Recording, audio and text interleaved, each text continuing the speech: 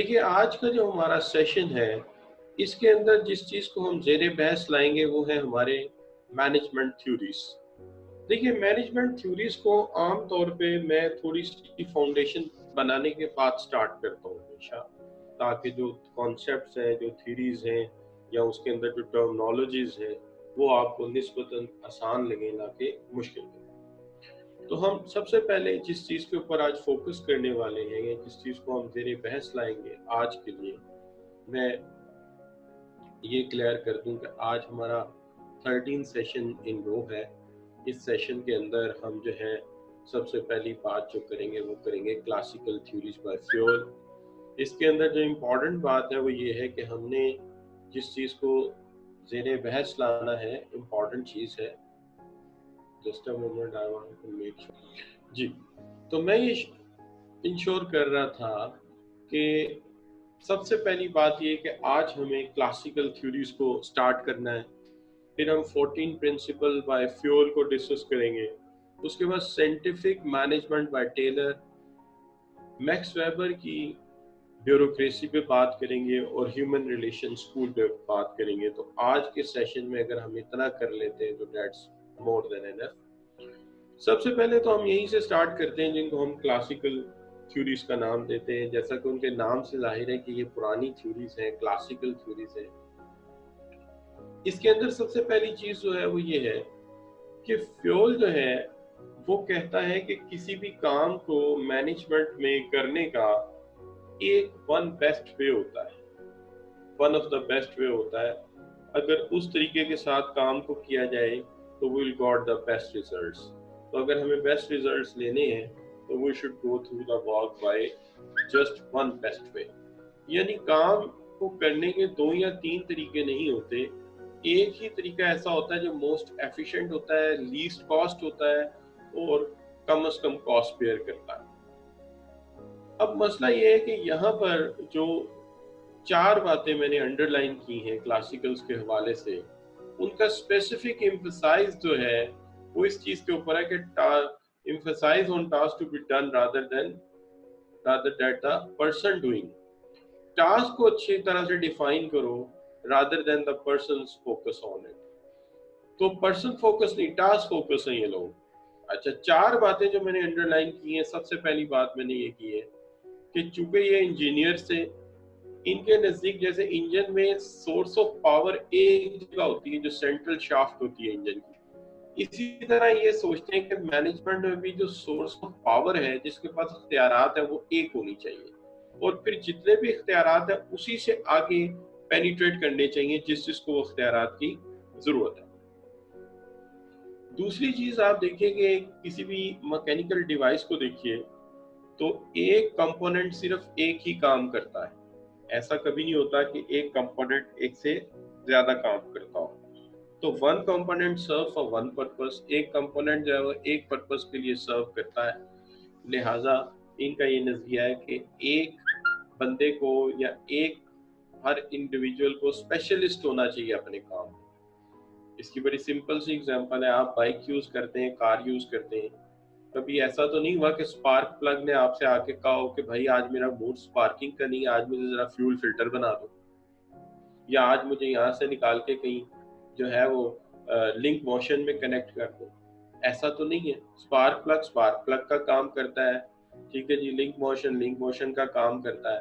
तो हर चीज जो है वो अपना एक एक काम करती है, बिल्कुल उसी इंजन के असूल के मुताबिक, बिल्कुल मैकेनिकल के उसी असूल के मुताबिक। सिंपल और आसान बात ये है कि एक सेंट्रल सोर्स ऑफ पावर है, जिसको पावर चाहिए, अथॉरिटी चाहिए, वहीं से पेनिट्रेट होगी, इख्तियार वहीं से पेनिट्रेट होगी। दूसरी बात, जैसे मशीन का एक पुर्जा एक काम करता है, आप भी एक ही काम करेंगे, उसमें महारत हासिल करेंगे, उसके अलावा दूसरा काम आप नहीं करेंगे। जिस तरह इंजन में हर कंपोनेंट का मोशन एक से दूसरे से कनेक्ट होता है, इसी तरह क्लियर लाइन ऑफ कमांड होंगे, कौन किसके अंडर काम कर रहा है, कौन किसकी इजाजत से काम कर रहा है, कौन किसको लेके चल रहा है, ये सारा कुछ जो है ये इसी के अंदर डिफाइंड है। इसी तरह से एक बात जो बड़ी अहम है वो ये भी है कि आप इस चीज को भी देखेंगे कि individual subordinate them to the need of the organisation. जब नीड दो तरह की है, एक ऑर्गेनाइजेशन की है, एक फर्द की है जो उसमें काम कर रहा है इंडिविजुअल। ये कहते हैं कि individual subordinate them to the need of organisation, prefer organisation interest, organisational interest over individual interest. कि फर्द जो है वो अपनी जरूरियात को कभी भी तरजीह ना दे, हमेशा तरजीह किसको दे? ऑर्गेनाइजेशन की नीड को प्रायोरिटी दे। तो चार बातों पर ये जो है पूरी की पूरा बिल्डिंग खड़ी है। चार बातों में सबसे पहली बात, इख्तियारात एक जगह है, जिसको इख्तियार चाहिए वो वहीं से लेगा। एक बंदा एक ही काम करेगा, उसमें स्पेशलिस्ट होगा, महारत हासिल करेगा, टास्क स्पेशलाइजेशन होगा। क्लियर लाइन ऑफ कमांड होगी, ये पता होगा कौन किसका बॉस है, कौन किसके अंडर काम कर रहा है, कहां से किसको ऑर्डर आ रहे हैं। दूसरी बात, इंसान को जब भी इख्तियारात, बल्कि चौथी बात है, इंसान को इख्तियारात हासिल होंगे या उसके इंटरेस्ट कॉन्फ्लिक्ट करेंगे तो इंटरेस्ट हमेशा ऑर्गेनाइजेशन का तरजीह पाएगा इंफराद के ऊपर या फर्द के ऊपर, ऑर्गेनाइजेशन के इंटरेस्ट को तरजीह दी जाएगी। तो ये है बेसिक बात किसकी जी? क्लासिकल्स की। तो वालेकुम अस्सलाम भेजा बच्चों ने। अच्छा जी, तो अब सबसे पहले क्या ये चार बातें हमें समझ आ गई? एक जगह सोर्स ऑफ कंट्रोल होगा, स्पेशलाइजेशन ऑफ टास्क होगा, पता होगा कौन किसके अंडर काम कर रहा है, जब भी इंटरेस्ट की बात होगी ऑर्गेनाइजेशन का मफाद ऊपर होगा, फर्द का मफाद नीचे होगा। तो यहां तक समझ आ गई, तो पहले इसको ओके कर दीजिए।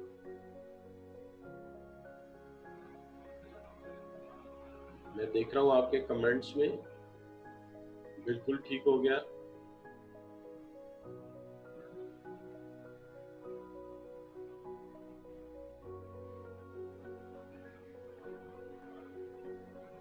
ठीक है बच्चों, बिल्कुल ठीक है। तो ये चार बातें हमें क्लियर हो गई। अब देखिए, फ्योल ने 14 पॉइंट्स दिए हैं मैनेजमेंट के रूल्स के ऊपर या मैनेजरियल कंडक्ट के। मैनेजरियल जैसे होता है ना, एक चीज होती है जिसको आप कहते हैं ज़ाब्ता अखलाक, इसी तरह एक ज़ाब्ता अखलाक बनाया है कि मैनेजरियल वर्क करने का जो है वो कौन से 14 प्रिंसिपल है। तो अब ये जो 14 प्रिंसिपल्स हैं मैनेजरियल कंडक्ट के, हम इसके ऊपर बात कर लेते हैं कि व्हाट आर दीज 14 प्रिंसिपल्स। देखिए, ये जो 14 असूल हैं, अक्सर बात बच्चे मजाक करते हैं और कहते हैं कि क्या ये भी कायदे आज़म की तरह 14 पॉइंट्स दे रहे हैं। खैर वो और मसला है, वो पाकिस्तान मूवमेंट में आपने पढ़े होंगे, 8वीं से लेके 12वीं तक हम याद करते रहते हैं। अच्छा, लेकिन ये जो 14 पॉइंट्स हैं ये मैनेजरियल कंडक्ट के, इसके अंदर पहला कंडक्ट ये है कि स्पेशलाइजेशन ऑफ लेबर। वही असूल, हर इंसान अपने काम में महारत हासिल करेगा और एक काम में महारत करेगा और इस काम को ताहयात कॉन्टिन्यूसली इंप्रूव करता रहेगा। मैंने यह पिक्चर जो लगाई है वो थोड़ा सा कन्वे कर रही है कि एक शख्स एक चीज का माहिर है, प्लम्बर अपने काम का माहिर है, वुड मेकर अपने काम का माहिर है। तो हर शख्स एक काम का एक्सपर्ट है, भले उनका काम कितना ही हमें आसान लगे। तो स्पेशलाइजेशन को इनकरेज किया जाएगा कि 4, 6, 8 स्किल्स लेने की बजाय not to be the jack of all trade, specialise in one. एक में स्पेशलाइज करो, 4, 6, 8 में जैक ऑफ ट्रेड बनने की जरूरत नहीं है। तो स्पेशलाइजेशन ऑफ लेबर। दूसरी बात, अथॉरिटी को पहले जो डिफाइन किया था याद कीजिए पहले लेक्चर्स में, right to give order and power to exact obedience. Authority ये है कि हम किसी को ऑर्डर दें, हुक्म दें, और हुक्म दे के ये समझे कि वो हमारी हुक्म अदूली नहीं कर सकता, जो हमने कह दिया वो वही करेगा, इसको अथॉरिटी कहते हैं। तो पहली बात, अपने अपने काम में महारत हासिल करोगे। दूसरी बात ये है कि आपके पास अगर अथॉरिटी है तो ये क्या है?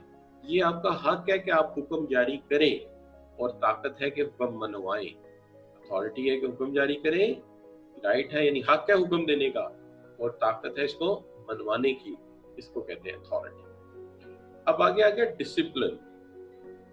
ब्लेंडिंग या बाइंडिंग ऑफ रूल्स रहेगी यहाँ पे, और आप उन रूल्स के अंदर रहेंगे। ये नहीं कि आज ये रूल वायोलेशन हो गया तो कोई स्लैकिंग नहीं है, मतलब यह है कि एक रूल आज मानते हो, कल नहीं मानते, कल वो असूल था, आज ये असूल, ऐसा नहीं होगा। असूल एक ही रहेंगे। उन्हीं असूलों के को सबको उन असूलों का ओबीडियंट होना होगा। Everybody has to obey that rules so that discipline should be maintained, ताकि असूल और ज़ाब्ते अपनी जगह काम करते रहें। अगर एक असूल बनाया जाए, आज बनाया जाए, कल तोड़ दीजिए, फिर असूल बनाइए, फिर तोड़ दीजिए, तो फिर कोई भी उसे नहीं मानेगा। एक असूल बना दिया कि भाई ये रूल है, इसको फॉलो करना है, तो सब उसी को फॉलो करेंगे। जैसे हम मस्जिद में जाते हैं, तो मस्जिद में एक लाइन लगी हुई, इससे आगे जूते नहीं लेके आने। अब चाहे इमाम मस्जिद हो, या वहाँ का खतीब हो, या वहाँ का मौज़िन हो, या नमाजी हो, सबको, चाहे बुजुर्ग हो, जूते वहीं उतार। तो एक रूल बन गया, एक डिसिप्लिन, तो वही डिसिप्लिन काम करेगा। ठीक हो गई जी बात। और यूनिटी ऑफ कमांड होगी। यूनिटी ऑफ कमांड का मतलब है कि एक बंदे का बॉस एक होना चाहिए। देखिए, जैसे मैंने यहाँ ब्लैक में एक ड्राइंग सी की हुई है, आपको नजर आ रही होगी, ये देखिए, जहां मैं इसको पॉइंट कर रहा हूँ। तो ब्लैक के अंदर देखिए, सबऑर्डिनेट को पता हो ये मेरा सुपीरियर है, तो एक सबऑर्डिनेट का एक सुपीरियर होगा। फर्ज कीजिए ऐसा नहीं होता, जैसे ये मैंने इधर रेडिंग से थोड़ा शो किया है कि अगर एक बंदे के दो बॉसेस हो जाएं और दोनों अलग-अलग ऑर्डर दें, तो ये तो कॉन्फ्लिक्ट ऑफ डिमांड हो जाएगी। उसको ये नहीं समझ आएगी मैं किसको ओबे करूं। एक मुझे राइट चला रहा है, एक मुझे लेफ्ट चला रहा है, तो फिर मैं किसको लेके चलूं? तो फिर आपको ये समझ नहीं आएगी कि चलना किसके साथ है। तो लिहाजा यहाँ पे सबसे पहली बात है स्पेशलाइजेशन ऑफ लेबर। काम में स्पेशलाइज करो, अपने अपने काम में महारत हासिल करो। दूसरी बात, अथॉरिटी ये है कि हुक्म जारी करो और ताकत के साथ मनवाया जाए। डिसिप्लिन ये है, एक असूल बन गया तो ये असूल सबके लिए सेम होगा, कोई भी हो। और आखिरी बड़ा अहम पॉइंट है, एक जूनियर का एक बॉस होना चाहिए, एक सबऑर्डिनेट का एक सुपीरियर ऑफिशियल होना चाहिए। अगर एक बंदे का एक से ज्यादा बॉसेस होंगे, वो कंफ्यूज होगा मैं किसकी बात मानूं और किसकी बात ना मानूं। तो यहाँ पे सबसे पहले तो हम देखते हैं कि इस स्क्रीन तक हमें बात समझ आ गई है। 4 प्रिंसिपल हो गए जी बच्चों, यहाँ तक समझ आ गई है?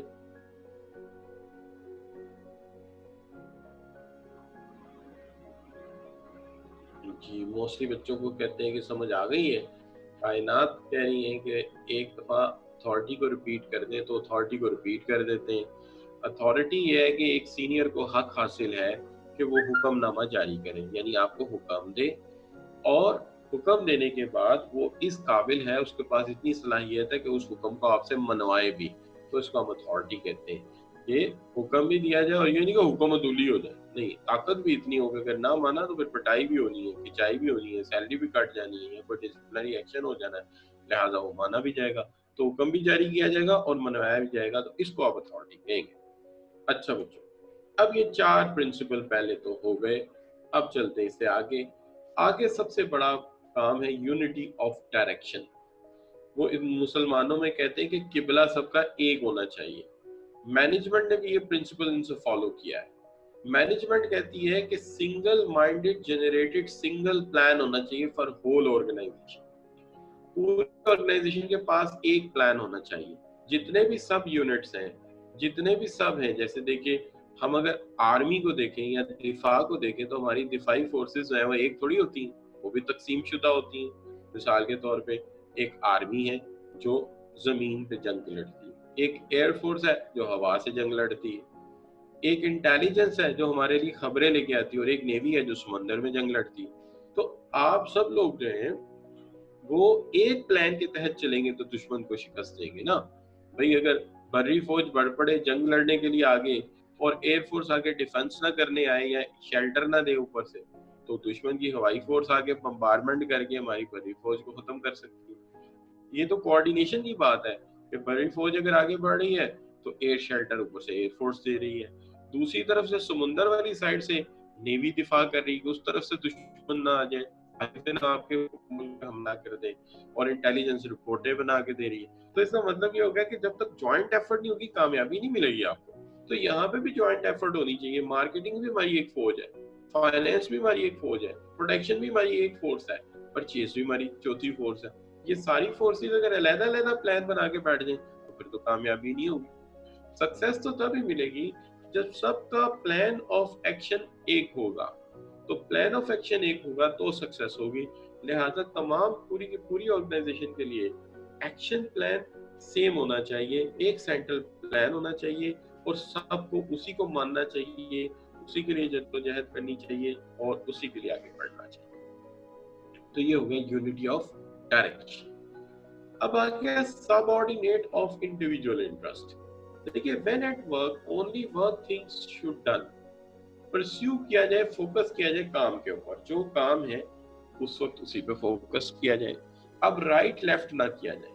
इसके लिए क्लासिकल एक रूल बताते हैं वर्कर को कि जब तुम कोई काम शुरू करने लगो तो जब पहला काम कर रहे थे उसके टूल्स, उसकी किट्स, अपना स्क्रू ड्राइवर, रेंचेस वापस रख दो, जाके टूल किट में डाल दो, और जो अगला काम शुरू करना है उसके लिए जो जो टूल्स चाहिए लाके डेस्क पे रख लो ताकि काम पे फोकस रहे। तो ये बिल्कुल इस तरह से है जैसे कभी आपने ऑपरेशन थिएटर देखा हो। मेरे साथ तो एक दफा ऐसा हुआ कि मेरा अपेंडिक्स का ऑपरेशन था और वो किसी प्राइवेट क्लिनिक में होना, तो प्राइवेट क्लिनिक इतना डिसिप्लिन नहीं था और मैं वहां चला गया। तो वहां पर पहले जिस बंदे का छोटा ऑपरेशन थिएटर था, तो सर्जन बड़े थे 12, कहीं से बुलाए होंगे उन्होंने। तो जो पहले ऑपरेशन हुआ था उसका सामान अभी वो लेके जा रहे थे और मेरे ऑपरेशन का सामान लेके आ रहे थे। तो छोटी छोटी गोलियां थी, उनके अंदर कटर, कैंचियां, चिमटे, पता नहीं क्या चिमटियां, पता नहीं क्या क्या कुछ था। बहरहाल मेरा तो देखते ही रंग फक हो गया उसको। मैंने कहा यार आज तो ये काटेंगे अच्छी तरह, अल्लाह मालिक है।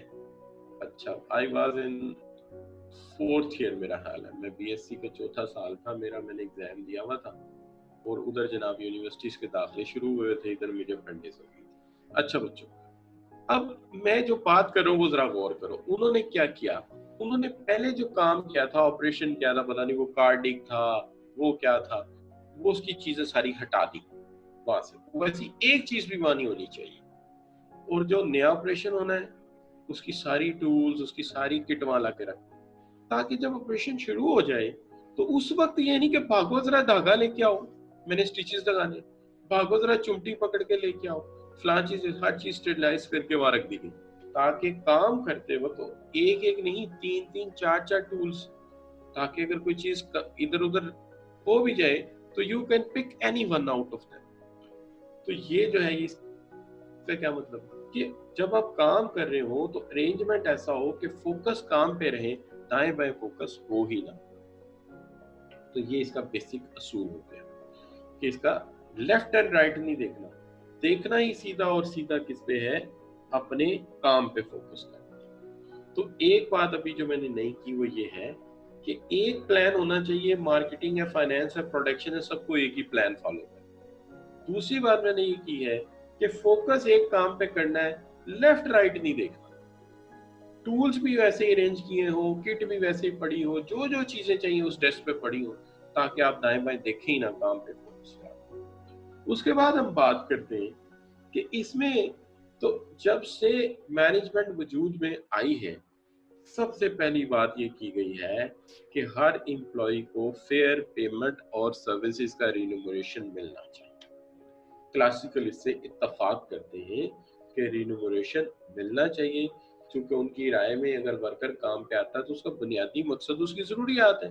लिहाजा एम्प्लॉय रिसीव फेयर पे for services, not what the company can get away with, कि वो नहीं जिससे कंपनी गेट अवे करती है, बल्कि वो जो उसकी मेहनत का सही मुआवजा होता है। फेयर का मतलब ये है कि सही मुआवजा हो। अच्छा, दूसरा आ गया पॉइंट इस स्लाइड के ऊपर, consolidation of management functions, decision are made from top. देखिए अगर हर लेवल पे फैसले अलग-अलग होंगे तो अभी हम क्या कह रहे हैं, प्लान एक होना चाहिए। वो कह रहे हैं कि अगर डिसीजन भी लेने हो तो डिसीजन भी सेंट्रली टॉप लेवल से आना चाहिए, ताकि एक कंसोलिडेशन हो, एक पैगाम हो, एक मैसेज हो और एक हुक्म आए। तो कंसोलिडेशन होना चाहिए इसके अंदर। ये चीज है कि टॉप से ऑर्डर आए, क्योंकि टॉप लेवल जो है वो ऊंचाई है, वो ऊंचाई से हर चीज साफ नजर आती है, ऊंचाई से हर चीज प्रोमिनेंट नजर आती है। इंसान हाइट पे बैठा जो बात कर रहा है वो सब चीज व्यू कर रहा है, तो वो व्यू करके एक कमांड एंड ऑर्डर दे और सब उसी से साथ कंसोलिडेट होके चले, ताकि पूरी ऑर्गेनाइजेशन का पैगाम एक हो, मिशन एक हो, ऑब्जेक्टिव एक हो। ये है सेंट्रलाइजेशन की बात। अब जहां तक सवाल है कि हमने पहली बात की, एक प्लान होना चाहिए, सब उसी प्लान को फॉलो करें। दूसरी स्लाइड में बात की कि फोकस रखा जाए, जो काम कर रहे हैं उस पर दाएं बाएं नहीं देखना। और फिर उसके बाद ये है कि फेयर रिम्यूनरेशन हो, यानी जितना मेहनत करता है कोई, कम से कम उतना मुआवजा उसे जरूर मिले। और ऑर्डर सेंट्रल कमान से, टॉप लेवल से आना चाहिए। अब यहाँ तक भी अगर आप एक दफा गो हेड दे दें कि ये भी क्लियर हो गया, तो फिर आगे चलते हैं। मैं आपकी जरा देख रहा हूँ कमेंट्स में। जी ठीक हो गया जी। एक स्टूडेंट है, उनका नाम मुझे नहीं आता, सब क्लियर कह रहे हैं। उन स्टूडेंट का नाम यहाँ पे क्रिएटिव लिखा हुआ है, लेकिन वो बात जो पूछ रहे हैं वो ये है कि रिन्यूमरेशन क्या होता है। आप जो काम करते हैं, जॉब करते हैं, तो उसमें जो वे सैलरी मिलती है या वेज मिलती है, रिवॉर्ड्स मिलते हैं, हम उनको दूसरा नाम देते हैं रिन्यूमरेशन, जो उसके लिए जरा ओपन टर्म। अच्छा बच्चों, अब हम बात कर लेते हैं क्या जी, चेन ऑफ कमांड। देखिए, आप जब ट्रेन पे सफर करते हैं तो ट्रेन तो बहुत बड़ी होती है, कोई 16 टू आप कह लीजिए 18 कैबिन्स उसके साथ होते हैं। लेकिन कभी ट्रेन रोकनी हो तो क्या होता है, इस सब की ब्रेक एक जगह कनेक्ट की होती है, और वो उसके ड्राइवर के पास भी होती है। ड्राइवर के पास होती है मेन ब्रेक, उसके पास होती है। तो ये सारी लिंक हुई होती है, इसको हम कहते हैं चेन ऑफ ब्रेक्स। इसी तरह ऑर्गेनाइजेशन में एक कमांड होती है जो टॉप ऑफ द ऑर्गेनाइजेशन से, यानी जहां मैं पॉइंट कर रहा हूँ टॉप ऑफ द ऑर्गेनाइजेशन से, उसके बॉटम तक जाती है। और ये जो चेन होती है, ये मेटल की नहीं होती, सिल्वर की नहीं होती, गोल्ड की नहीं होती, बल्कि इंसानों की चेन होती है। जैसे मैंने साइड पे एक ग्राफ लगाया है, पिक्चर लगाई है, तो उसके अंदर ये इंसानों की चेन है। जो ऑर्डर ऊपर से चलेगा वो नीचे तक जाएगा। जब ऊपर वाला कहेगा स्टॉप तो सब स्टॉप हो जाएंगे नीचे तक, और जब ऊपर वाला कहेगा रन तो सब भागना शुरू हो जाएंगे। तो ये चेन ऑफ कमांड है, it is running from top of the organisation to its bottom, like military command. एक जीएचक्यू का फैसला, वॉर खत्म। एक जीएचक्यू का फैसला, वॉर शुरू। तो इसका मतलब ये हो गया कि this is what we can say, this is chain of command running from top of the organisation to its bottom. कि इंसानों की एक ऐसी चेन है जिसमें ऊपर से कमांड नीचे, फिर नीचे से और नीचे, नीचे से और नीचे। तो इस तरह जो है वो ऑर्डर आते हैं और काम चलता है।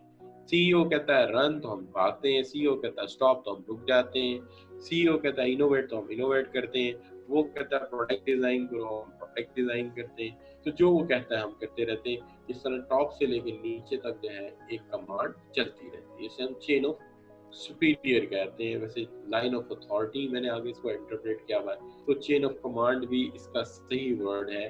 क्योंकि चेन ऑफ कमांड यहाँ देखिए आगे जब मैंने एक्सप्लेन किया है तो वहां पे क्या लिखा है, फॉर्मल चेन ऑफ कमांड, जिसको आप चेन ऑफ कमांड भी कह सकते हैं। वो भी यहाँ तक क्लियर होगा। आगे आ जाते हैं, 4 पॉइंट्स मैंने जो स्लाइड पे रखे हैं। एक तो ये है order. All material and personals have a prescribed place and they must remain there. जहाँ ऑर्डर दिया है उन्हें वहीं रहना है। इंसान हो या मटेरियल हो, जहाँ रोका वहाँ रुक जाओ, जहाँ मूव करने का कहा वहाँ मूव होना शुरू हो जाओ। उसकी वजह यह है कि organisation is on war, on a fight, एक जंग पे। अगर कमांडर की बात नहीं मानोगे, उसने जहाँ रोका है वहाँ नहीं रुकोगे, तो कोई भी नुकसान हो सकता है। लिहाजा इसके अंदर ये है कि जहां हमने कहा कि पर्सनल है, जहां प्रिस्क्राइब कर दिया वहीं पे रुकना पड़ेगा।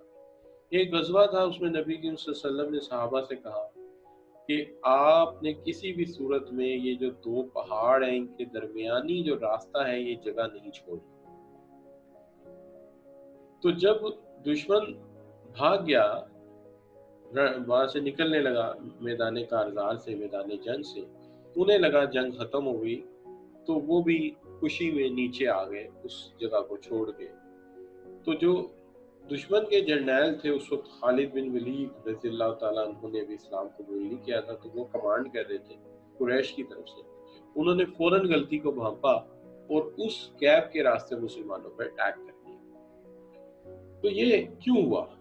ये बेसिकली इसलिए हुआ कि जब कोई कमांडर आपसे कहता है कि इंसान है या मटेरियल है, जहां मैंने प्रेस्क्राइब प्लेस दे दी, तुम्हें वहां से नहीं हटना, तो तुम्हें नहीं हटना अनटिल अनलेस जब तक मैं ऑर्डर ना करूं, वरना कोई भी मैस हो सकता है।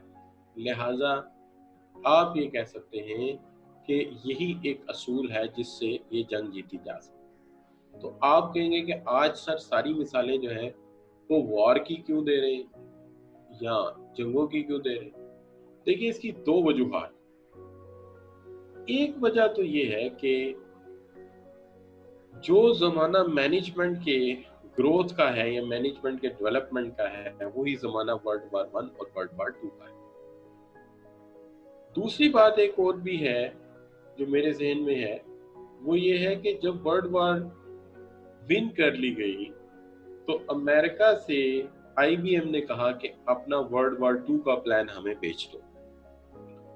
तो उन्होंने जंग जीत ली थी, उन्हें पैसे भी चाहिए थे, उन्होंने कहा आप खरीद लें, उन्होंने प्लान बेच दिया। वो प्लान वो बेल लैब में ले गए। ये बेल लैब वही लैब है जहां बच्चों HTTP प्रोटोकॉल बना है, जिससे आज तक इंटरनेट चल रहा है। ये वही बेल लैब है जहां ऑब्जेक्ट ओरिएंटेड प्रोग्रामिंग सी और जावा की इंफ्रास्ट्रक्चर बना है, और कई बड़े बड़े काम आप जानते होंगे, वहीं इसको ले गए। तो वहां से जो वॉरियर टर्मिनोलॉजी थी वो मैनेजमेंट में इंजेक्ट हो गई, यानी मैनेजमेंट राइटर ने उससे फिर बहुत कुछ आखज किया। कस्टमर जो है या जो प्रोस्पेक्ट है वो टारगेट कस्टमर बन गया, बिल्कुल वैसे टारगेट जैसे वॉर में होती। इससे बहुत सारी वॉरियर लैंग्वेज जो है मैनेजमेंट का हिस्सा बनी, और इसको आगे चल के कंक्लूड भी करता हूँ मैं। लेकिन फिलहाल आप ये याद रखिएगा कि इसकी वजह ये है कि एक तो इसके जो ग्रोथ का या इसके डेवलपमेंट की एज है वो जंगों का जमाना था, और दूसरी बात ये है कि ये भी है कि एक दफा बेल लैब में प्लान लाया गया था वर्ल्ड वार का, और उससे फिर मार्केटिंग और स्ट्रेटेजिक मैनेजमेंट की बहुत सारी टर्मिनोलॉजीज आहज भी की गई थी। तो ये भी एक इसकी वजह है। अब देखिए, आगे चलते हैं, बात करते हैं हुक्म जो ऊपर से आएगा हम वहीं रुकेंगे, कि मटेरियल हो या इंसान, हम वहीं पे रहेंगे जब तक हमें वहां से हिलने को नहीं कहा जाएगा। एक बात यह है कि मैनेजमेंट में जो असूल है उसमें सख्त असूल ये है कि let's suppose you are working and make an organisation in which your relatives are also working, लेकिन ऑफिस में, वर्किंग एनवायरनमेंट में इक्वालिटी ऑफ ट्रीटमेंट हो, कोई आइडेंटिकल ट्रीटमेंट किसी को नहीं दिया जाएगा। जो जिस लेवल पे काम कर रहा है उसे उसी लेवल पे काम करना होगा, और उससे वही सलूक होगा जो असूल बनता है। ठीक है जी, जैसे मलका बरतानिया का बेटा ब्रिटिश आर्मी में था, जब डिप्लॉयमेंट का वक्त आया जंग में, कोई रियायत नहीं है, जिस तरह बाकी डिप्लॉय होंगे वो भी डिप्लॉय होगा। तो in the same way, deployed in the same way, वो भी तरीका। तो लिहाजा सुपरवाइजर है, आपका बेटा है, सुपरवाइजर की तरह ट्रीट होगा। असिस्टेंट मैनेजर है या मैनेजर है, तो जो मैनेजर का प्रोटोकॉल है उसी के अंदर रहेगा, कोई मुख्तलिफ ट्रीटमेंट नहीं की जाएगी। तो पहली बात ये है कि चेन ऑफ कमांड है, ऊपर से नीचे चल रही है। जहां ऑर्डर दिया जाएगा वहीं इंसान रुकेंगे जब तक उन्हें हटने को नहीं कहा जाएगा। सबके साथ इक्वालिटी ऑफ ट्रीटमेंट की जाएगी, आइडेंटिकल ट्रीटमेंट किया जाएगा। कोई शहजादा नहीं है, एक ही सफ में खड़े हो गए महमूद और यास, ना कोई बंदा रहा ना कोई बंदा रहा, सबके साथ एक जैसा। Personnel tenure, limited turnover of a personnel, lifetime employment for good purpose। क्या बात है?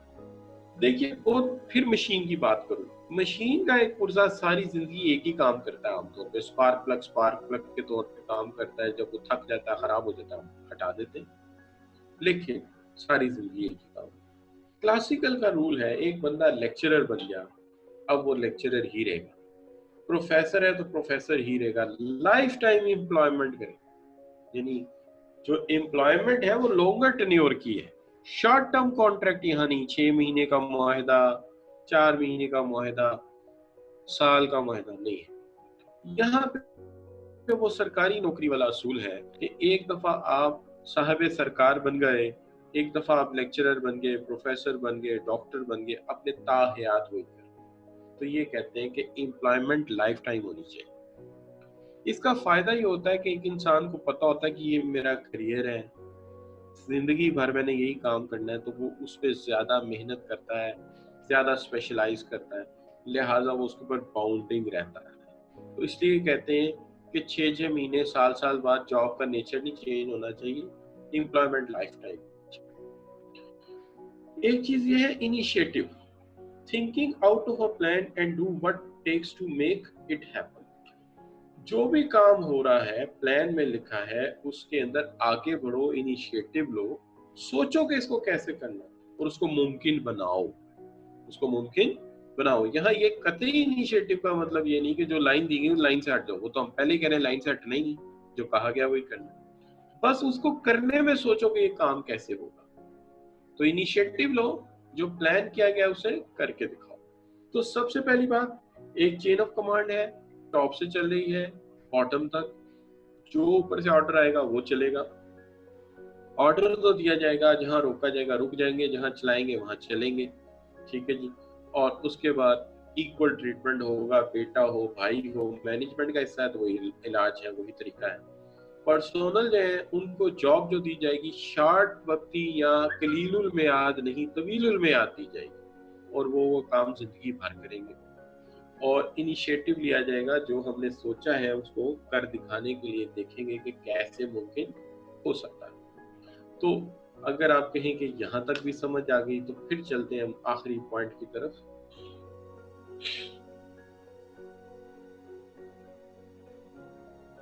जी बच्चों, कायनात कह रही है क्लियर सर, अच्छा जी। और एक बच्चा जी आउटस्टैंडिंग कह रहा है,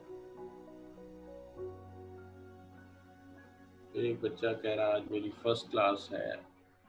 तो हाँ, देखिए अगर आपकी फर्स्ट क्लास भी है तो थिंक इट नॉर्मल, इजी लीजिए। अगर आप ये सोचेंगे कि शायद किसी बेस पे पढ़ाया जा रहा है फिर तो आपको मुश्किल लगेगा, लेकिन मैं तो बिल्कुल सिंपल एग्जांपल दे रहा हूँ एवरीडे लाइफ की। तो आप सपोज कर लीजिए कि आज पहला लेक्चर है तो आपको लगेगा ठीक है, कोई मसला नहीं है, ठीक है जी। एक बच्चा कह रहा है वॉइस अप कर दे यार, मैंने तो दूसरी डिवाइस लगाई उसमें आवाज बहुत सही आ रही है, तो आप नेट जरा देख लो अपना है। समझ आ गई है, जवाब कह रहा है ठीक है बच्चों, बिल्कुल सही हो गया, थैंक यू फॉर अप्रिसिएशन। अब लास्ट पॉइंट की तरफ चलते हैं। लास्ट पॉइंट जो है हमारा वो है स्पिरिट द क्रॉप।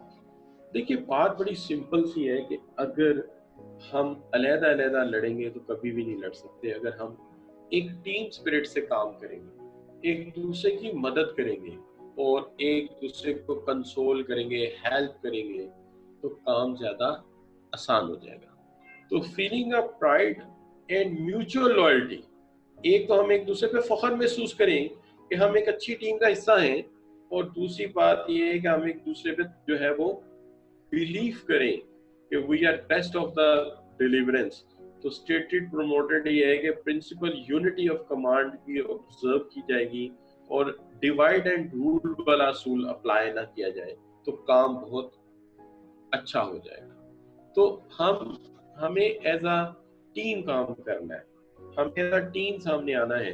हम एज अ टीम सामने आएंगे तो काम करना हमारे लिए बहुत आसान हो जाएगा। तो we should be in a spirit of team, in a spirit of joint group, in the spirit of task force काम करेंगे और एक दूसरे के साथ मिलकर यूनाइटेडली काम करेंगे, एक दूसरे को तकसीम नहीं होने देंगे, आपस में एक जो है वो एफिलिएशन क्रिएट करेंगे, because we are going to achieve the same objective.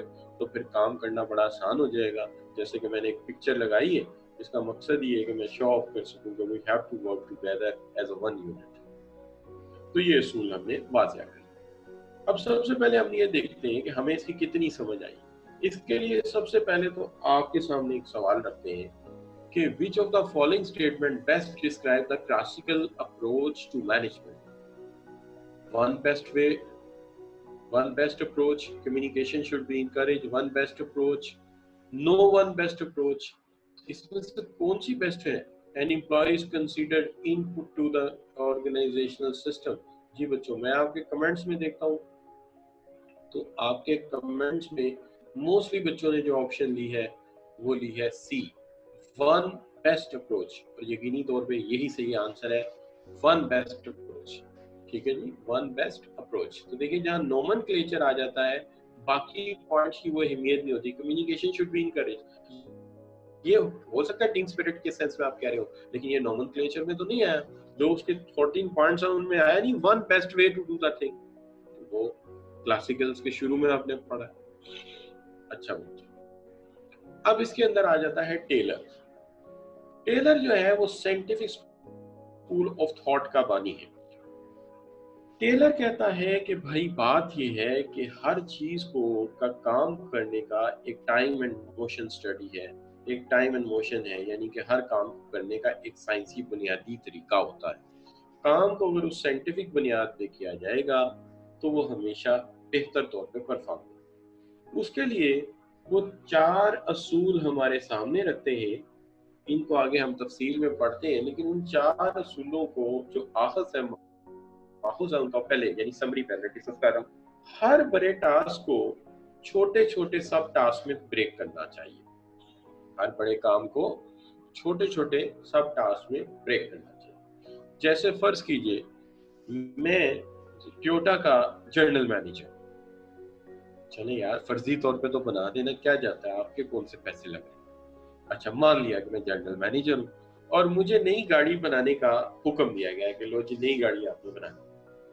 अब नई गाड़ी बनानी है तो बड़ा काम है। गाड़ी के अंदर मैं अब देखिए जी, एक लाइट भी डिजाइन करना कौन सा आज आसान काम है, जितना कंपटीशन है। टोयोटा लाइट देता है तो होंडा उससे बढ़ के देता है, हर वक्त कंपटीशन चलता है। तो आप ये कह लीजिए कि मैं अब महसूस ये करता हूँ यार कि जब मेरे वालिद साहब के पास एक एफएक्स होती थी, मेहरान टाइप की गाड़ी थी छोटी सी, तो आज जब मैं होंडा सिटी में बैठता हूँ तो मैं देखता हूँ ये हेल ऑफ डिफरेंस यार, गाड़ी में तो इतना फर्क आया है। अभी लोगों के पास रिवोन है, लक्सिस है, पता नहीं वो कितनी इंप्रूव हो गई है। सो एनीवे वापस आते हैं, तो एक बड़ा काम है, मुझे गाड़ी डिजाइन करने के लिए कहा गया, मैंने गाड़ी डिजाइन करनी शुरू कर दी।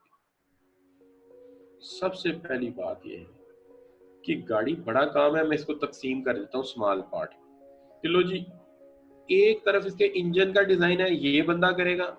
इसकी चेसिस और इसका एरोडायनेमिक शेप ये एरोडायनेमिक्स इंजीनियर करेंगे। इंजन मैकेनिकल इंजीनियर बनाएंगे। ठीक है जी, उसका फ्यूल इंजेक्शन, उसकी बाकी चीजें इलेक्ट्रॉनिक इंजीनियर करेंगे। इंटीरियर एक्सटीरियर के लिए मैं एक फाइन आर्ट्स का ग्रुप बना देता हूँ। जो लोग आर्टिस्टिक हैं वो जरा इसके एस्थेटिक्स को देखें। और इनके साथ एक अहम जरूरत और बड़ा अहम बंदा या बड़ा अहम ग्रुप लगाना पड़ेगा, वो होगा कॉस्ट अकाउंटेंट का। कि जब ये डिजाइनिंग कर रहे हो तो ऐसा ना हो कि गाड़ी इतनी महंगी कर दें कल को बिके ही ना, तो लीडिंग जो है हम कॉस्ट अकाउंटेंट को देंगे ताकि वो कॉस्ट मैनेजमेंट साथ साथ देखता है। तो ये एक बड़ा काम था, मैंने तकसीम किया और तकसीम करके स्मॉल पार्ट कर दिए। अब स्मॉल पार्ट करके मैंने दूसरा पॉइंट भी कवर कर लिया कि employ should deploy in a small unit of their specialisation. Engine बनाने के लिए मैकेनिकल इंजीनियर को कहा, चेसी बनाने के लिए मैंने एरोडायनेमिक इंजीनियर को कहा है, डिजाइनिंग के लिए फाइन आर्ट्स के लोग बुलाए, कॉस्ट मैनेजमेंट के लिए कॉस्ट मैनेजमेंट के लोग बुलाए मैंने। तो मैंने बड़े काम को तकसीम किया अलग-अलग टुकड़ों में, उनके मिजाज के मुताबिक काम के, और फिर मैंने दे दिया किनको जी, उसके अपने अपने स्पेशलिस्ट को दे दिया जी मैंने। In this way efficiency can be increase. तो एफिशिएंसी तो इंक्रीज होगी। मुझे बताइए एरोडायनेमिक इंजीनियर जो चेसी बनाएगा जब बॉडी बनाएगा बहुत अच्छी बनाएगा, क्योंकि वो एरोडायनेमिक का मास्टर है। मैकेनिकल इंजीनियर है, जाहिर है उसका काम ही है वो इंजन डिजाइन करेगा, तो काम बेस्ट होगा। लेकिन इन सब से काम लेने के लिए टेलर साहब फिर एक जोर दे रहे हैं क्लासिकल्स की तरह कि फाइनेंशियल रिवॉर्ड से इन्हें मोटिवेट भी करना है। तो 4 बातें, बड़े काम को छोटे टुकड़ों में बांटो, स्पेशलिस्ट को काम तकसीम करो, जो काम जिसका माहर है उसी को दो, और काम को इस तरह करोगे तो एफिशिएंसी बढ़ेगी और उनको फिर इनाम भी दो। तो पहली बात हमें समझ आ गई है, यहाँ से देखते हैं जरा बच्चों को। जी बच्चों, ये चारों जो उसका एक तरह से क्रक्स है वो क्लियर हो जाए। एक बच्चा उसने अपना नाम सैमसंग रखा हुआ है, ठीक है। अच्छा, और वो मुझे कह रहा है कि सर थोड़ा रिपीट करा दें, मैं रिपीट कर देते हैं। देखिए पहली बात तो ये कि बड़े काम को छोटे टुकड़ों में बांटो, उन कामों को उनकी खसूसियत के एतबार से तकसीम करो। जैसे मैंने कहा चेसी अलग, इंजन अलग, और वो बना दें, उन लोगों को दें जो उस काम के माहिर हैं। जैसे मैकेनिकल इंजीनियर को मैंने दिया इंजन बनाने के लिए, इलेक्ट्रॉनिक्स इंजीनियर को फ्यूल इंजेक्शन, उनके काम के मुताबिक। इस तरह काम में महारत भी बढ़ेगी, एफिशिएंसी भी होगी, और इनको मोटिवेट करना है तो फिर उसके मुताबिक इनाम भी देंगे इनको। अब चलते हैं कि वो जो 4 असूल कह रहे हैं वो कौन से हैं, तो जरा वो भी देख लिए जाए। 4 असूल जो हैं, वो पहला असूल या फिलोसफिकल रूल उनका ये है कि there should be a science of work. हर काम को करने का ना भैया एक तरीका है, उसकी एक साइंस है। अगर तुम दीवार को साफ नहीं करोगे, पेंट पहले कर दोगे, पेंट कभी सही नहीं होगा। काम करने का तरीका है, माहिर को बुलाएंगे, वो बताएगा सर पहले सरफेस को हम जो है वो रेकमाल से जो खुरदरा कर देंगे, फिर बेस लगाएंगे, फिर उसको इक्वलाइज करेंगे, फिर पेंट चढ़ाएंगे तो दीवार शाइन करेगी आप। तो काम को करने का एक तरीका है, उसके मुताबिक होगा। इसी तरह आप ये देखिए, आप अकाउंटिंग पढ़ते हैं, अकाउंटिंग के क्या है, स्टैंडर्ड्स हैं। स्टैंडर्ड्स क्या है, असूल है ना, तरीका है, उसके मुताबिक काम होगा। दूसरी बात, worker should be selected carefully. Worker को बड़े केयरफुली सिलेक्ट करना चाहिए। देखिए जिस तरह की जॉब है, उसका मिजाज, उसकी एबिलिटीज, उसकी स्किल्स उसके मुताबिक होनी चाहिए। जैसे हमारी एयरफोर्स है, ऐसा बंदा सिलेक्ट करते हैं जो बेस्ट पायलट बनता है। पूरी दुनिया हैरान हो जाती है, यार ऐसा पायलट लाते कहाँ से हो तुम लोग। कि टेक्नोलॉजिकली अगर तुम एक स्टेप पीछे भी हो तो 3 स्टेप अगले टेक्नोलॉजिस्ट को भी जाके वक्त डाल देते हो, सिर्फ अपनी ह्यूमन स्किल की वजह से। तो ये जो चीज है ये कैसे कर लेते हो, तो उसकी वजह ये है कि वेल सूटेड आदमी जो उतना इंजीनियर्ड है, उतना प्रिपेयर्ड है, जब आप उसको चूज करेंगे तो अल्टीमेटली क्या होगा, बेस्ट रिजल्ट देंगे। तो पहली बात ये है कि काम की एक साइंस है, काम की एक लॉजिक है, उसके मुताबिक काम करना। दूसरी बात ये है कि वर्कर को केयरफुली सिलेक्ट करो, और जो स्किल्स और एबिलिटीज चाहिए उसके मुताबिक बंदा सिलेक्ट करो। कल को आपको कोई पछतावा नहीं होगा, आपको पता होगा कि यार ये स्किल्स के मुताबिक है। तो जब वो स्किल्स के मुताबिक होगा तो फिर अल्टीमेटली काम भी अच्छा करेगा। अब जो लोग आए हैं उन्हें साइंटिफिकली सिलेक्ट तो कर लिया, ट्रेंड भी करो, ट्रेंड भी करो। अपने काम में माहिर होंगे तो ग्रेटेस्ट एफिशिएंसी देंगे। तो पहली बात ये, हर काम को करने का एक साइंसी तरीका, लॉजिकल तरीका, वो नहीं तरीका जो हमारे यहाँ चल रहा है कि जी कबाब बोलेगा तो मेहमान आ जाएगा, बिल्ली रास्ता काटेगी तो एक्सीडेंट हो जाएगा।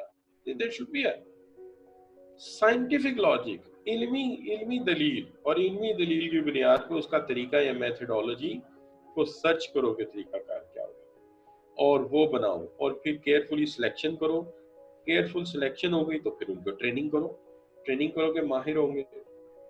और फिर ये है कि काम की तकसीम जब डिविजन्स में करो तो स्पेशलिटी का भी ख्याल रखो और वर्कलोड का भी ख्याल रखो। There should be an equal division of work between worker and management, and worker and manager should operate closely together. Worker और मैनेजर क्लोजली काम करें एक दूसरे के साथ मिलके, ताकि एक दूसरे से सीखने का भरपूर मौका मिले और इनके अंदर बहुत ज्यादा बड़ा गैप भी ना हो। तो ये साइंटिफिक मैनेजमेंट है। रिन्यूमरेशन का कहते हैं पैसा अच्छा दो, साइंसी उसूलों पे काम करो। उसके बाद वर्कर जो सिलेक्ट किया उसे स्किल्स और एबिलिटी पहले देख लो कि इस काम की है उसके अंदर के नहीं, और उसको ट्रेन करो ताकि एफिशिएंट हो। और काम का तकसीम ऊपर और नीचे दोनों में होना चाहिए, सारा वर्कलोड नीचे नहीं होना चाहिए, सारा वर्कलोड ऊपर नहीं होना चाहिए। तो ये सारा अगर हमें समझ आया है तो चेक कर लेते हैं सवाल से।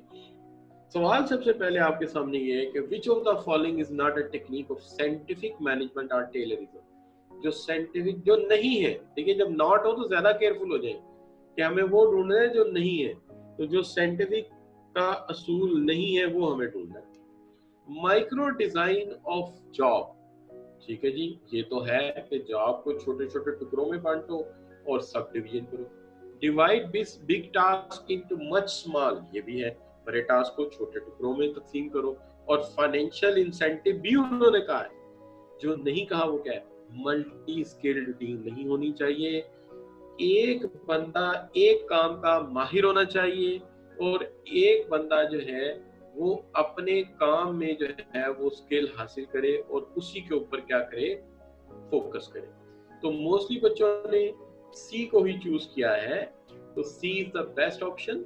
और वो क्या है कि micro sub division of job उन्होंने कही है, जॉब को छोटे छोटे टुकड़ों में बांटो, काम को तकसीम करो लोगों में स्मॉल पार्ट करके, और ये भी कहा है मोटिवेट करने का एक तरीका है, वो क्या है, फाइनेंशियल रिवार्ड्स। और जो मल्टी स्किल है ये इन्होंने नहीं कहा, इन्होंने तो ये कहा ही नहीं है, तो कह रहे हैं स्पेशलाइजेशन ऑफ वर्क, अपने काम में एक काम सीखो, उसी में महारत और उसको लाइफ टाइम करो, वो तो मल्टी स्किल कह ही नहीं रहा। अच्छा, आगे आ गया बच्चों मैक्स वेबर साहब। मैक्स वेबर साहब जो है वो कहते हैं, ब्यूरोक्रेसी का एक असूल बताते हैं, कहते हैं एक continuous organisation of functions bound by rules, एक कॉन्टिन्यूस ऑर्गेनाइजेशन ऑफ फंक्शंस हो जो रूल से बाउंड किए हो। तो जरा देखिएगा, मैंने आपके यहाँ एक पिक्चर लगाई है, एक तस्वीर लगाई है, उस तस्वीर में अगर आप गौर से देखो ना, तो मैंने मैकेनिस्टिक अप्रोच दिखाई है, तो ब्यूरोक्रेटिक है वो मैकेनिस्टिक है। और वो क्या कह रहे हैं, वो ये कह रहे हैं जनाब कि ऐसा तरीकाकार मैनेजमेंट का जहां पे मुस्तकिल काम हो रहा है, और काम हो रहा है, सबसे काम लिया जा रहा है असूलों में बांध के, असूलों में बांध के, यानी एक कॉन्टिन्यूस ऑर्गेनाइजेशन ऑफ फंक्शन हो रही है। क्या मतलब, काम हो रहा है, मुसलसल काम हो रहा है, मुस्तकिल काम हो रहा है, लेकिन काम हो रहा है इंसानों को और कामों को असूलों में बांध के, बाउंड बाय रूल्स, रूल्स के तहत बाउंड करके। अब जब आप रूल्स के तहत बाउंड करते हो तो बड़ी सिंपल बात करते हैं, ज्यादा लंबी चौड़ी बात नहीं करते। ये अगर आपके सामने जो पिक्चर है, जहां मैं पॉइंट कर रहा हूँ इस वक्त, जहां मैं पॉइंट कर रहा हूँ इस वक्त, लेट्स सपोज ये हमारी पिक्चर है, जहां पे मैं पॉइंट कर रहा हूँ, तो क्या नजर आ रहा है, कोई गरारियां सी नजर आ रही कि नहीं आ रही? तो इसको हमने किससे कस दिया है? पेंच से, स्क्रू से टाइट किया हुआ, हिलना नहीं यहां से, ना 1 सेंटीमीटर इधर ना उधर, जरा सा एक चीज हिलेगी पूरे का पूरा निजाम खराब हो जाएगा। यही इनका असूल है। आपको उन्होंने स्क्रू, दायरा इंसान है, स्क्रू से तो टाइट नहीं कर सकते, किससे टाइट करेंगे? असूल सख्त बनाएंगे। 8:30 बजे फैक्ट्री में एंटर होने का टाइम है, 8:30 के बाद अगर कोई कार्ड पंच करेगा तो हाफ आवर की वेज कटेगी, या उसको कहा जाएगा कि सेकंड बेल बजेगी 9 बजे आप तब आओगे, तो ताकि लेट ज्वाइनर में शामिल हो।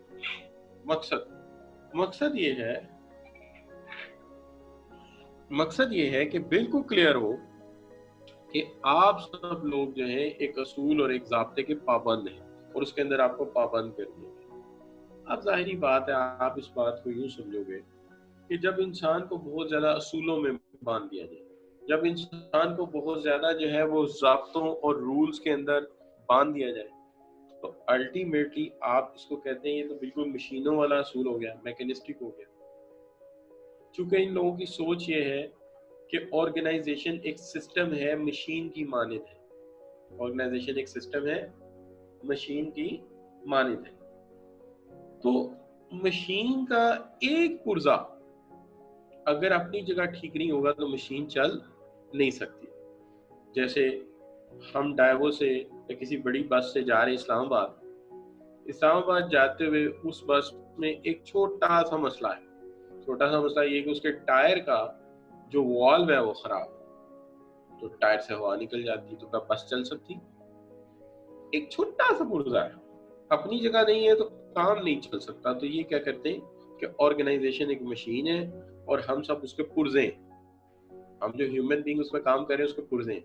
तो हमें बिल्कुल असूलों के साथ टाइट करके रखना चाहिए, ताकि कोई भी पुर्जा अपनी जगह से हिला तो काम नहीं चलेगा। अब ये बात कहने की होती है कि ऑर्गेनाइजेशन एक सिस्टम है, मशीन है। तो जब ऑर्गेनाइजेशन एक सिस्टम है, मशीन है, तो हम क्या, उसके पुर्जे, पार्ट्स, कंपोनेंट। अब बताओ, कंपोनेंट की कोई फीलिंग होती है? आप कहोगे नहीं सर, कंपोनेंट की कोई फीलिंग नहीं होती। तो जब कंपोनेंट की कोई फीलिंग ही नहीं होती, कंपोनेंट की कोई किसी किस्म की जो है वो आप कह सकते हो इमोशंस नहीं होते, जज्बात नहीं होते, तो फिर बड़ी सिंपल सी बात है कि कोई शख्स यहाँ पे अपनी फीलिंग्स का इजहार करे तो ये तो मैकेनिस्टिक लोग हैं, ये फीलिंग्स को तो नहीं समझते। फर्ज कीजिए यहाँ पे हम मिसाल ले लेते हैं कि हमारा स्टूडेंट है अब्दुल्ला है। अब्दुल्ला कहता है कि जी पिछले महीने की 26 को मेरा दिल टूट गया था, पिछले महीने की 26 को मेरा दिल टूट गया था। तो वो कहेंगे भाई बात ये है कि दिल जो होता है वो तो एक पार्ट होता है, इसके टूटने से क्या होता है, चलो ये स्क्रू ड्राइवर पकड़ो और जाके ये पेच टाइट करो, शाबाश काम करो। क्योंकि ये क्या है, ब्यूरोक्रेटिक है, ये आपकी फीलिंग्स, आपके इमोशंस की कोई कदर नहीं करते।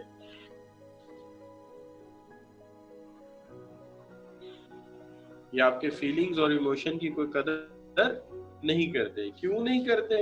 क्योंकि मैंने पहले बयान कर दिया कि ये मैकेनिस्टिक है, ये आपको मशीन का पुर्जा समझते हैं, ऑर्गेनाइजेशन को एक मशीन समझते हैं, आपको उसका पुर्जा समझते हैं, इससे आपको रूल्स के अंदर टाइट करके रखते हैं। तो ये है ब्यूरोक्रेसी। ब्यूरोक्रेसी में असूल होते हैं, ज़ाब्ते होते हैं, और सबसे बड़ी बात, ब्यूरोक्रेसी में प्रोसीजर होते हैं। आपने जो काम करना है उसी प्रोसीजर के तहत करना है। अगर एक फॉर्म है, उसके नीचे मैंने कहा है कि सबसे पहले आपका सीवी लगेगा, तो खबरदार आपने आईडी कार्ड लगाया, जो तरतीब है वही लगेगी। पहले सीवी लगेगा, उसके बाद डिग्री है, डिग्रियां लगेंगी, उसके बाद आईडी कार्ड लगेगा। तो जो प्रोसीजर का है वही लगेगा। ग्रीन कलर की फाइल की है, रेड नहीं लगेगी, ग्रीन ही लगेगी। ठीक है जी। तो ये इनके असूल कुछ इस तरह के हैं जो हमें मानने पड़े। लेकिन दूसरी तरफ इनके बारक्स जो लोग हैं, अगर आप देखते हो कि बिल्कुल इसी असूल को अगर आप तफसील से देखो, ब्यूरोक्रेसी क्या है, बारक्स बाद में देख लेंगे। हायरार्की ऑफ अथॉरिटी, ऊपर से लेके नीचे तक एक हायरार्की ऑफ अथॉरिटी है। हर बंदे को अपनी अपनी लिमिट्स में रहना है और उन्हीं लिमिट्स में उसको काम करना है। यहाँ बहुत सारी बातें इम्पर्सनल है, इम्पार्शियल है, यानी आपको अपने जज्बात और फीलिंग को बिल्कुल नहीं लाना कि ये मेरा बेटा है, ये मेरा भाई है, जो भी है। You must be personal. मैंने पहले कहा, उन्हें फीलिंग्स की कोई परवाह नहीं है। हर चीज के रिटर्न रूल्स हैं और रिटर्न रूल ऑफ कंडक्ट है, उसी को फॉलो करना है। और प्रमोशन ऑफ इंडिविजुअल बेस होगी, जो अचीवमेंट्स हमने तय किए उनके ऊपर। और डिवीजन ऑफ लेबर होगी, स्पेशलाइजेशन ऑफ वर्क होगा, जैसे पहले क्लासिकल्स कर रहे हैं। ठीक है जी। तो हम बिल्कुल इसको देखते हैं कि क्या हमें ये समझ आया है। इम्पार्शियल रहना है, जज्बात में नहीं आना, रूल्स को फॉलो करना है, प्रमोशन उसी तरीके से होगी जो तयशुदा है, डिवीजन ऑफ लेबर होगी, यानी हर काम के एतबार से मजदूर अलग-अलग होंगे, और स्पेशलाइजेशन ऑफ वर्क होगी। तो देखते हैं इस काम की बात की कितनी समझ आई है बच्चों को। जी बच्चों, कुछ बच्चे कह रहे हैं, अब कुछ कह रहे हैं कि बहुत समझ आई है, गुड हो गया। तो हम सीधी सी बात करते हैं कि पहली बात यह है कि ये जो है ब्यूरोक्रेटिक प्रोसीजर के कायल हैं, टाइट करके लोगों को रखते हैं, असूल और ज़ाब्तों में बांध के रखते हैं, और कहते हैं कि एक हायरार्की ऑफ अथॉरिटी है, उसी को फॉलो करना है, जो टॉप से बॉटम तक आती है। इम्पर्सनल रहते हैं, जज्बात को इन्वॉल्व नहीं होने देते, रूल्स और रेगुलेशन के बड़े स्ट्रिक्ट हैं, रूल्स और रेगुलेशन को बड़ी सख्ती से मानते हैं, रूल्स और रेगुलेशन को बड़ी सख्ती से मानते हैं, और उसके अलावा कोई बात जो है वो इनके जहन में नहीं आती, और उसी पर कायम रहते हैं। रिटर्न रूल्स होते हैं, उन्हीं को हमेशा लिंक अप करते हैं, प्रमोट करते हैं, और डिवीजन ऑफ लेबर के कायल हैं, स्पेशलाइजेशन के कायल हैं। इनके बरक्स ह्यूमन रिलेशन स्कूल है, जिसको डॉक्टर एल्टन मेयो ने इंट्रोड्यूस कराया। सबसे पहली बात तो ये है कि डॉक्टर एल्टन मेयो जो है, इनकी इस बात से इत्तफाक नहीं करते कि ऑर्गेनाइजेशन एक सिस्टम है, एक मशीन है। वो कहते हैं ऑर्गेनाइजेशन एक लिविंग क्रिएचर है। ऑर्गेनाइजेशन एक लिविंग क्रिएचर है, जैसे आप हैं, मैं हूँ, ठीक है जी, हमारी मैनेजमेंट के लोग हैं, सब क्या है, लिविंग क्रिएचर है। इसी तरह ऑर्गेनाइजेशन भी लिविंग क्रिएचर है। अब देखिए बात छोटी सी, लेकिन इसका मतलब बहुत बड़ा निकलेगा कि जब ये लिविंग क्रिएचर हैं, तो जो वर्कर काम कर रहे हैं ऑर्गेनाइजेशन में, वो क्या है, इसके वो ऑर्गन है। वो क्या उसके ऑर्गन है, हाथ है, आंखें हैं, नोज है, कान है इसके। यानी जो बंदे काम कर रहे हैं ऑर्गेनाइजेशन में, ये उसका नाक है, कान है, आंखें हैं, हाथ है इसके। लिहाजा अगर इनको कोई तकलीफ होगी तो ऑर्गेनाइजेशन को तकलीफ पहुंचेगी। अगर इनको कोई पेन होगी तो वो पेन ऑर्गेनाइजेशन अपने ऊपर महसूस करेगी। तो जज्बात की कदर हुई ना। जब मशीन कहा था तो जाहिर है मशीन के पुर्जे की तो कोई फीलिंग नहीं होती। कभी आके स्पार्क प्लग ने आपके सामने दुख रोया हो कि ये जो आवाज है इंजन की, इससे मेरे कान फट रहे हैं, या कभी आपके बाइक के पेट्रोल फिल्टर ने आके कहा हो कि मैं लिक्विड साफ कर करके पागल हो गया, मुझे कोई और काम नहीं, वहाँ कोई फीलिंग नहीं। लेकिन ह्यूमन रिलेशन स्कूल जो है वो कहता है नहीं नहीं नहीं नहीं, ये मशीन नहीं है, ऑर्गेनाइजेशन मशीन नहीं है, लिविंग क्रिएचर, जिंदा जावेद चीज है। और ये बिल्कुल इंसानों की तरह जिंदगी की मुख्तलिफ स्टेजेस से गुजरती है, बचपन, जवानी, बुढ़ापा ऑर्गेनाइजेशन पे भी आता है। इसलिए तो देखा नहीं, बाज ऑर्गेनाइजेशन जहाँ बंद हो जाती है, बाज कहते हैं आप कमजोर हो गई है, पुराने जमाने की बात है, अब ये नहीं चल। ठीक है जी, हाँ ठीक है, कुछ को अल्लाह ताला ने एक्सटेंडेड लाइफ साइकिल दिया, चल रही है, बड़े अरसे से चल रही है। अच्छा, तो आप कह सकते हैं कुछ लॉन्ग लाइफ है, कुछ शॉर्ट लाइफ है, लेकिन ये उनके मुताबिक ये लिविंग क्रिएचर। तो हम जब इसको लिविंग क्रिएचर कहते हैं तो इसमें काम करने वाले लोग क्या है? ऑर्गन्स है, हाथ है, पाँव है, आंखें।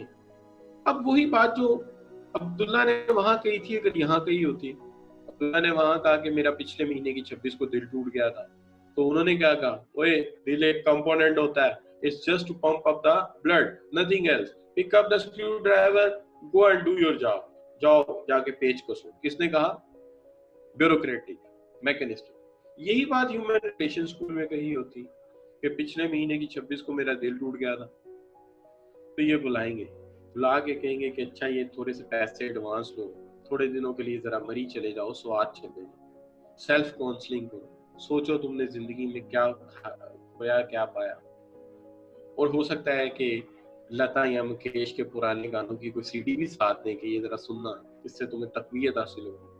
तो कहने का मतलब ये है कि ये फीलिंग्स को समझते हैं, क्योंकि ह्यूमन रिलेशन स्कूल, और वो जो ब्यूरोक्रेटिक स्कूल है वो हमारी फीलिंग्स को नहीं समझता, जज्बात को नहीं समझता, क्योंकि वो हमें मशीन का पुर्जा समझता है। वो हमें ऐसे कस देता है जैसे एक नट पे कस दिया जाए और फिर उसके ऊपर एक चेक नट लगा दिया जाए कि खबरदार इधर से हिला दो। जबकि ह्यूमन रिलेशन स्कूल कहता है कि नहीं नहीं नहीं, ऑर्गेनाइजेशन तो एक क्रिएटिव चीज है, एक जेनेटिक चीज है इंसानों की तरह, और हम उसके ऑर्गन हैं, लिहाजा हमारे अंदर फीलिंग्स भी हो सकती हैं, हमारे अंदर जज्बात भी हो सकते हैं, और उस जज्बात की एक अपनी अहमियत है। तो ये उसको कहते हैं। तो अगर आप मुझे ये कहें कि आज ह्यूमन रिलेशन स्कूल, मेरा प्लान तो था कि इसको वाइंड अप कर दूं, लेकिन मुझे अब ये वाइंड अप होता हुआ नहीं नजर आ रहा, क्योंकि इसके पीछे मैंने कुछ 4-6 एमसीक्यूज भी रखे थे आपके लिए। लेकिन चले, अभी हमारे पास 5 मिनट है, तो हम इसको कोशिश करके देखते हैं क्या करें। तो देखिए, सबसे पहली बात इन्होंने ये कही कि एम्प्लॉय को हार्ड वर्क तब करेगा जब उसे वाइड रेंज ऑफ टास्क दिया जाएगा। यानी अब देखिए ये क्या कह रहे हैं, वो कहते थे कि एक काम में स्पेशलाइजेशन करो। वो क्या कहते थे? स्पेशलाइजेशन करो। और ये क्या कह रहे हैं? ये कह रहे हैं जनाब के एम्प्लॉय को वाइड रेंज ऑफ टास्क दो। अब हम पूछते हैं जनाब उनकी लॉजिक क्या और इनकी लॉजिक क्या है? उनकी लॉजिक ये कि एक काम बार बार रिपीटेडली करते रहोगे, तुम्हारा हाथ साफ हो जाएगा, स्पीड बढ़ जाएगी, एफिशिएंसी आ जाएगी। जो बंदा जेब काटने का माहिर है जेब काटता रहेगा, जो गला काटने का माहिर है गला काटता रहेगा। अच्छा, तो मीन्स कहने का है कि उसका हाथ साफ हो जाएगा और काम भी तेज करेगा। लेकिन ये कहते हैं कि अगर आप एक बंदे को एक ही काम दिए रखो कि लो भाई तुमने ये पेज कसते रहना है, तो वो सारी जिंदगी बेचारा पेज ही कसता रहेगा, और उसे याद हो जाएगा जुबानी के 3 चूड़ियां कसनी है, और उसके बाद पेज रुकेगा और वहां पे टाइप हो जाएगा। तो ऐसा काम करने से वो बोर्डम हो जाएगी, उसकी लाइफ बोर हो जाएगा। सारी जिंदगी एक ही काम, वही टाइपिस्ट, वही टाइप मशीन की टक टक टक टक टक टक सारा दिन। नहीं, जिंदगी में चेंज होना चाहिए, जिंदगी में कुछ रद्दो बदल होना चाहिए। लिहाजा उसको रेंज ऑफ टास्क दो, जब वो मुख्तलिफ टास्क करेगा तो ज्यादा इंजॉय करेगा। अब मेरी मिसाल ले लीजिए, मुझे आप कहेंगे सर सुबह से शाम तक 6 क्लासें आपने मैनेजमेंट की पढ़ानी है, मैं कहूंगा मुझे अनारकली की तरह दीवार में चुनवा दो, मेरे से ये काम है। आप मुझे कहेंगे कि सर ऐसा करें, एक क्लास आप पढ़ा दें मैनेजमेंट की, एक पढ़ा दें स्ट्रेटेजिक मैनेजमेंट की, एक इकोनॉमिक्स की, मैं कहूंगा हाँ यार ये ठीक है, एक ये करा लो, एक वो करा लो, एक वो करा लो, जरा थोड़ा रद्द बदल, टेस्ट तो बदले। ठीक है जी।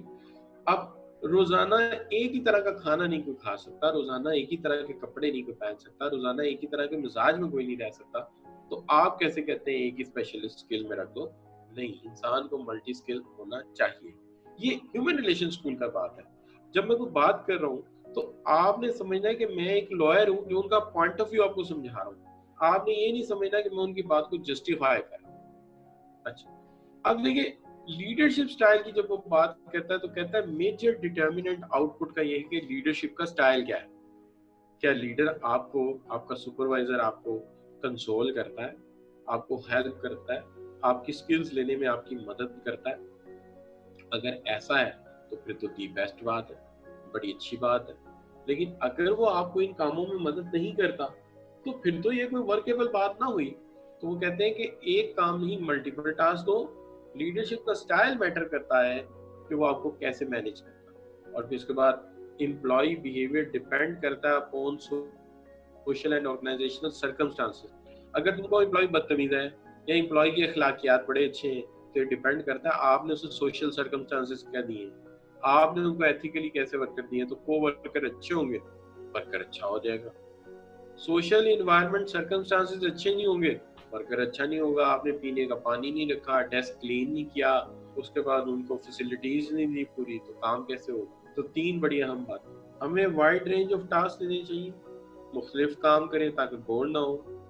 हमें अच्छा लीडरशिप स्टाइल देना चाहिए, सुपरवाइजर कोऑपरेटिव होना चाहिए, और हमें सोशल एंड ऑर्गेनाइजेशनल सर्कमस्टांसेस देने चाहिए, अच्छे को वर्कर, अच्छा जो है बिहेवियर। तो अल्टीमेटली काम हमारा क्या होगा? आसान हो जाएगा। अब ये हमें कितना समझ आया है इसको हम समझ लेते हैं जरा सवालों की मदद से। Fayol and Taylor share the belief that, Fayol और टेलर का एक बिलीफ यहाँ पे कॉमन है, और वो कौन से वाला है? Employees work better if they are given wide range. तो कहा था डॉक्टर एल्टन मायो ने। मैनेजमेंट मस्ट गेन, ये तो ह्यूमन रिलेशन स्कूल कह रहा है, management must gain trust pursuit other follow changing corporate culture. एक ही बात बच्चों इसमें सही लग रही है, वो आप भी भाग गए होंगे कि that is the option number last, and that is D option, that is D option. और वो क्या है? Individual must subordinate themselves to the need of organisation. जब भी मैच पड़े, ऑर्गेनाइजेशन की जरूरत को अपनी जरूरत पे तरजीह दें, ऑर्गेनाइजेशन की जरूरत को अपनी जरूरत पे तरजीह दें।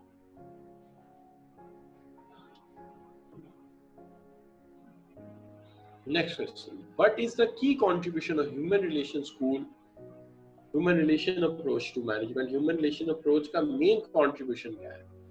तो उसका मेन कंट्रीब्यूशन जो है वो स्टार्ट में लिखा हुआ, awareness of importance of group dynamics and work attitude as influence on the productivity.